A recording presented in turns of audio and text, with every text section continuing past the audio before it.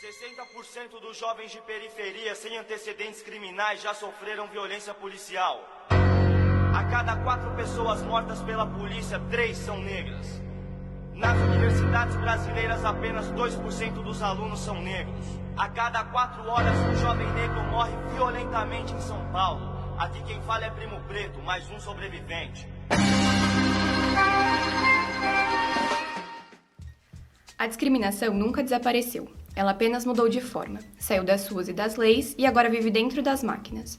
Inteligência artificial, algoritmos e sistemas digitais não são neutros. Eles reproduzem as desigualdades do mundo real.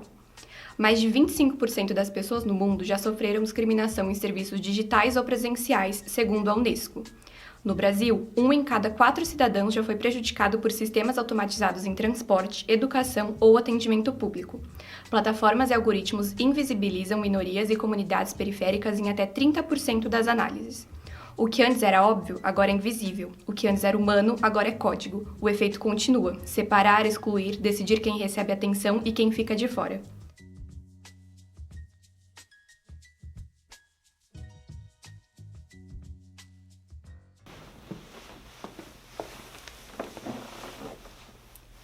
A escravidão, que durou mais de 300 anos, criou uma sociedade hierarquizada. Negros e negras foram proibidos de frequentar escolas, trabalhar em profissões formais e morar em áreas centrais das cidades. Mesmo após a abolição, em 1888, a ausência de políticas públicas efetivas manteve a exclusão social, limitando oportunidades para gerações inteiras. Entre 1930 e 1980, programas de urbanização como a remoção de comunidades do centro de grandes cidades e a criação de favelas concentraram pobreza em áreas periféricas. Leis como o Estatuto da Cidade ainda demorariam décadas para tentar corrigir essas desigualdades. Esse processo estruturou barreiras históricas de acesso à educação, transporte, saúde e, mais recentemente, a tecnologia e as plataformas digitais. Dados do IBGE de 2022 mostram que aproximadamente 25% da população preta ou parda vive em regiões com menor acesso à internet de qualidade, limitando sua participação em serviços digitais e aplicações de inteligência artificial. Ferramentas de reconhecimento facial, sistemas de recomendação e software de análise de dados aprendem com esses padrões desiguais, reproduzindo desigualdades históricas. Me parece que boa parte dos ativistas e dos pesquisadores negros encara com bastante seriedade o debate.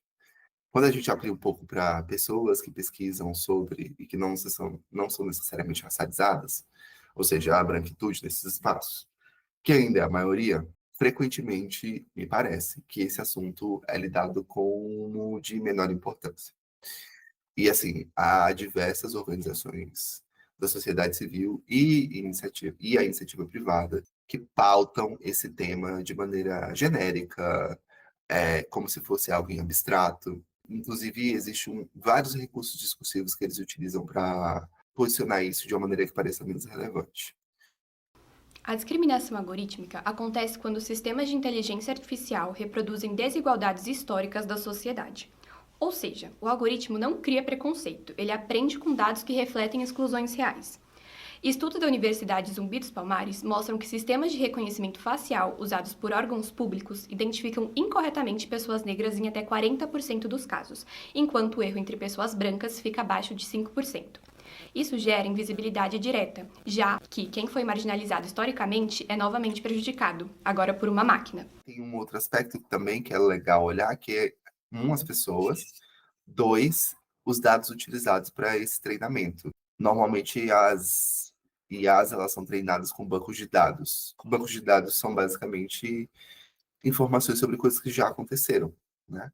E a gente tem um passado que é basicamente marcado pela discriminação racial e de gênero. É suficiente falar que na história do Brasil, na maior parte da nossa história, pessoas negras estiveram em uma condição subhumana e reduzidas à condição de escravos.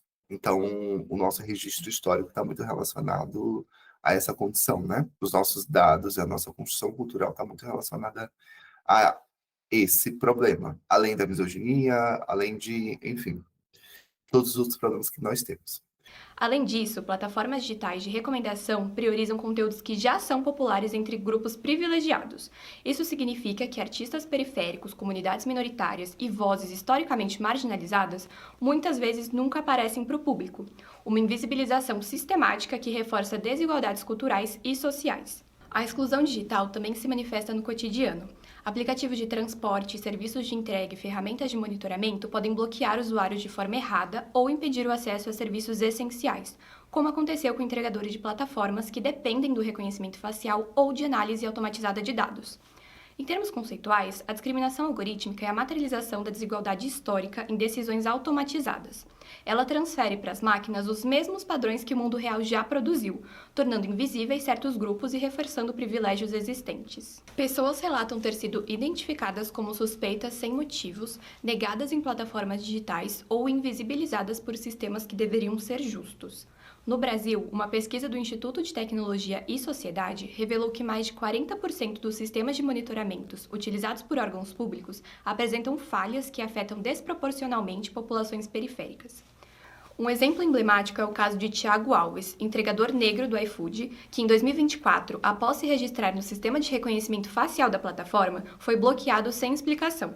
Quando questionou, descobriu que o sistema identificou outra pessoa tentando acessar sua conta, mas a imagem era dele mesmo. Nesse caso do Thiago, eu acho que realmente faltou ali no âmbito administrativo uma revisão dessa decisão automatizada que fosse eficiente. Porque era só confrontar as fotos que você veria que se tratava da mesma pessoa. Mas quando ele me apresentou as fotos, eu falei, Thiago, isso aqui tá com cara de racismo algorítmico, porque e eu fico até constrangida, né, de dizer para as pessoas que provavelmente elas estão sofrendo racismo, mas enquanto advogada também, se eu não informo a violação de direito que a pessoa está sofrendo, eu posso atuar como? A gente pode buscar uma reparação como? Se a pessoa não tem nem consciência de que violação de direito ela está sofrendo. O iFood alegou problemas graves com seu reconhecimento facial e não reativou sua conta. Thiago ficou meses sem poder trabalhar, até que a Justiça do Trabalho de Brasília reconheceu a falha como racista e condenou a empresa a pagar R$60 mil de indenização por danos morais. O futuro digital poderia ser uma grande chance de corrigir erros antigos, mas, enquanto os dados carregam as marcas de desigualdade, o passado continuará presente em cada decisão automatizada. O que tem, assim, aos montes e que a gente sabe que decorre desde os mecanismos que a polícia utiliza para fazer o reconhecimento facial, que é bem mais amplo, né? Os problemas, as falhas de reconhecimento facial nos aplicativos usados pela polícia. Da mesma forma, a gente vê que a população negra é a mais atingida. Porque a gente sabe, como a Nina da Hora disse, que normalmente as pessoas que treinam essas inteligências artificiais são pessoas brancas. E aí entra todo o racismo estrutural a partir da configuração desses aplicativos, né? A invisibilidade do preconceito digital não significa que ele não existe. Ele apenas se tornou mais difícil de perceber, mais perigosa e mais silenciosa. A inteligência artificial é um espelho. O que vemos refletido nela não é o futuro, é passado. O algoritmo não cria preconceito, ele aprende com o mundo que nós construímos. E a responsabilidade é humana, porque quem projeta, quem alimenta e quem aplica esses sistemas continua sendo o humano. A tecnologia pode avançar mais rápido que nossa consciência, mas mudar o mundo digital só será possível se mudarmos primeiro o mundo real. O desafio não é apenas criar sistemas inteligentes, é criar uma sociedade que seja de fato justa.